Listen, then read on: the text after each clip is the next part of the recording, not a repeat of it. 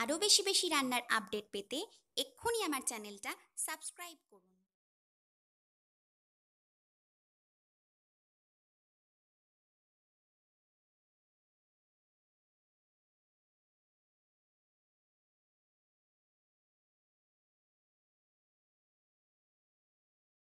Hello friends, welcome to Chandrima's world. চন্দ্রিমাস ওয়ার্ল্ডে তোমাদের সবাইকে স্বাগত। আজ আমি তোমাদের একটা রসমালাইয়ের রেসিপি শেখাবো, কিন্তু এটা ইনস্ট্যান্ট রসমালাই, অর্থাৎ কোনো ছানা বানানোর ঝামেলা ছাড়াই আমরা চট জলদি রসমালাইটা বাড়িতেই বানিয়ে নিতে পারবো 10 থেকে 15 মিনিটের মধ্যে। তো প্লিজ আমার রেসিপিটা দেখো আর আমাকে জানিও রেসিপি কেমন লাগলো। ভালো লাগলে লাইক, কমেন্ট, শেয়ার আর চ্যানেলটাকে অবশ্যই সাবস্ক্রাইব করে নিও। চলো এবার রেসিপি শুরু করি। গুঁড়ো দুধের রসমালাই বানাতে আমাদের লাগবে গুঁড়ো দুধ। আমি এখানে গুঁড়ো দুধ নিয়েছি 1.25 কাপ। এখানে নিয়েছি আমি একটা ডিম, চিনি আছে 1/2 কাপ, তার সাথে আমি 2টো এলাচ নিয়েছি, আছে বেকিং পাউডার। এখানে আমি ফুল ক্রিম মিল্ক নিয়েছি 2 কাপ। আর এইখানেও একটা দুধ আছে, এই দুধটা আমি একদম ঘন দুধ নিয়েছি, এই দুধটাও আছে 1 কাপ। আর এর মধ্যে সামান্য একটু কেশর কিন্তু ভেজানো আছে, আর আছে আমাদের ঘি।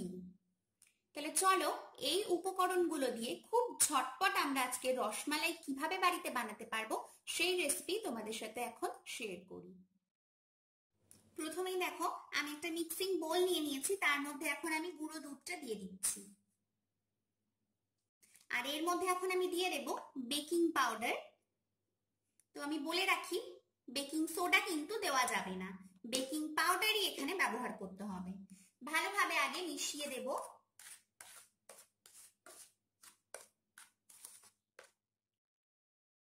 এবার এর মধ্যে দিয়ে দিচ্ছি 1/2 চামচ মতন ঘি।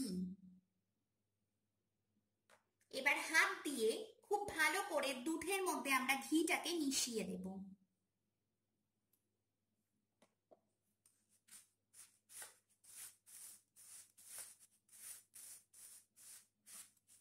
এখানে ঘি অ্যাড করলে ভীষণ সুন্দর একটা কিন্তু ফ্লেভার আসে। দেখতেই পাচ্ছ খুব ভালোভাবে কিন্তু ঘিটা আমি এখানে মিশিয়ে দিয়েছি। এবার দেখো আমি যে একটা ডিম নিয়েছিলাম সেই ডিমটাকে আমি খুব ভালোভাবে ফেটে নিয়েছি। এটা আবার একটু একটু করে দিয়ে আমি এটাকে মাখবো। ঠিক কতটা পরিমাণ লাগবে সেটা বলা যাচ্ছে না, যখন দেখবো বেশ আঠালো হয়ে গেছে তখন আর ডিম দেওয়ার প্রয়োজন নেই। তো একটু একটু করে ডিম দিয়ে আমরা গুঁড়ো দুধের মধ্যে মিশিয়ে দেব। আর যখন এটা সুন্দর আঠালো হয়ে আসবে তখন কিন্তু আর ডিম এতে দিতে হবে না।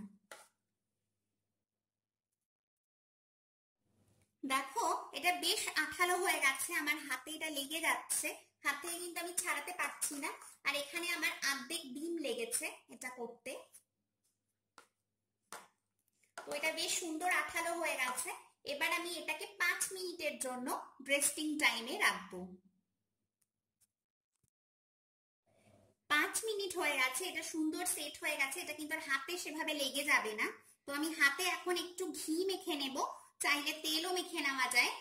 মেখে নিয়ে একটু করে অংশ নেব হাতে। দেখতেই পাচ্ছ খুব ছোট ছোটই হবে এগুলো, দিয়ে আমরা যেমন দোকানে রসমালাই খেয়ে থাকি গোল, সেরকম বানিয়ে নেব। দেখো ঠিক এরকম ভাবে বানিয়ে নেব, কিন্তু খেয়াল রাখতে হবে এর মধ্যে যেন কোনো ক্র্যাক না থাকে। তো দেখো একটা হয়ে গেছে, এটা আমি প্লেটে রেখে দিচ্ছি। এইভাবেই ছোট ছোট করে আমি বল বানিয়ে নিচ্ছি।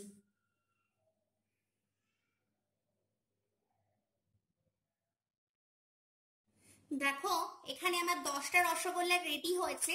এগুলো যতটা বড় সাইজের চাও তার থেকে অনেকটাই ছোট করে বানাতে হবে, কারণ এগুলো দুধে পড়লে কিন্তু অনেকটাই ফুলে যাবে।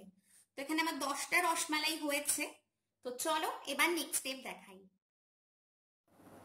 দেখো আমি এখানে 2 কাপ দুধটা ইন্ডাকশনে বসিয়ে দিয়েছি। আর এর মধ্যে আমি এখন চিনি আর এলাচটা দিয়ে দিচ্ছি। এলাচটার মাথাটা ফাটিয়ে দিয়েছি, দিয়ে দিলাম। এবার আমি একটু মিশিয়ে দেব। ফুটে ওঠার দরকার নেই, জাস্ট চিনিটা গলে যাওয়া পর্যন্ত কিন্তু আমরা এখানে অপেক্ষা করব। দেখো চিনিটা আমাদের কিন্তু এখন গলে গেছে। এখানে তোমরা চিনির পরিমাণ কিন্তু কম বেশি করতে পারো। এবার আমরা এর মধ্যে মিষ্টিগুলো একটা একটা করে দিয়ে দেব। মিষ্টি দিয়ে দিচ্ছি।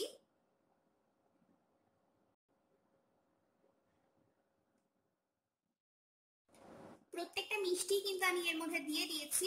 বেশি ঘন দুধের মধ্যে কিন্তু মিষ্টি দেওয়া যাবে না, তাহলে কিন্তু মিষ্টিটা ভালোভাবে তৈরি হবে না। এবার আঁচটাকে আমরা মিডিয়াম করে দেব। মিডিয়াম আঁচে এটাকে রেখে আমরা এটাকে 5 মিনিটের জন্য চাপা দিয়ে দেব। তো 5 মিনিট পর কিন্তু আমরা ফিরে আসছি। ঠিক 5 মিনিট পর আমি কিন্তু ঢাকা খুলে দিয়েছি। দেখতেই পাচ্ছ মিষ্টিগুলো কিন্তু সাইজে অনেক বড় হয়ে গেছে, নিশ্চয়ই তোমরা সেটা বুঝতে পারছো। এবার আমরা ঢাকা খোলা অবস্থাতেই আরো 5 মিনিট এগুলোকে খুব ভালোভাবে সেদ্ধ করে নেব। তো চলো ঢাকা খোলা অবস্থাতে আরো 5 মিনিট এটাকে আমরা সেদ্ধ করে নিই। আরো 5 মিনিট খোলা অবস্থায় এটাকে আমি ফুটিয়ে নিয়েছি। দেখতেই পাচ্ছ যে একদম রসগোল্লার মতো বড় বড় কিন্তু এগুলো হয়ে গেছে। ওই জন্যই আমি বলেছিলাম যে যতটা বড় সাইজের বানাতে চাও তার থেকে কিন্তু অনেকটাই ছোট তোমাদেরকে এটা বানাতে হবে, না হলে কিন্তু বিশাল বড় বড় এগুলো তৈরি হয়ে যাবে। তো দেখতেই পাচ্ছ খুব সাবধানে নাড়িয়ে দিতে হবে যেন বেশি ধাক্কা ধুক্কি না লাগে, তাহলে কিন্তু ভেঙে যেতে পারে, কারণ ভীষণ নরম এগুলো হয়। তো এর মধ্যে এখন আমি ঘন দুধটা দিয়ে দেব, যেটা মধ্যে আমি কেশর দিয়ে ভিজিয়ে রেখেছিলাম, দেখতেই পাচ্ছ। দিয়ে আমি ভালো করে মিশিয়ে দেব। আর এটাকে ঠিক এইভাবে আমি 2 মিনিট ফুটিয়ে নেব। তারপরে কিন্তু আমাদের ইনস্ট্যান্ট রসমালাই একেবারেই রেডি হয়ে যাবে।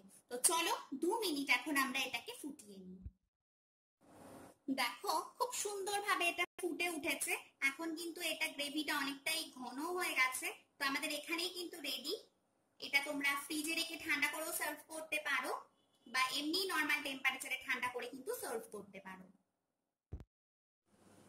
দেখো আমার রসমালাই কিন্তু এখনো ঠান্ডা হয়নি, তো আমি এটা সার্ভ করেছি একটা পাত্রে। তো তার উপর দিয়ে আমি কিছু পেস্তা কুচি ছড়িয়ে দেব। এটা সম্পূর্ণই অপশনাল, শুধু দেখতে ভালো লাগবে তার জন্যই কিন্তু এটা আমি ছড়িয়ে দিচ্ছি।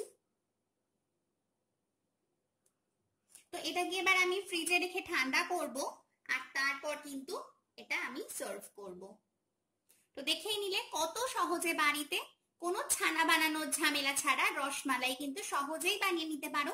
তো প্লিজ রেসিপিটা ট্রাই করো আর আমাকে জানিও আমার রেসিপি তোমাদের ঠিক কেমন লাগলো।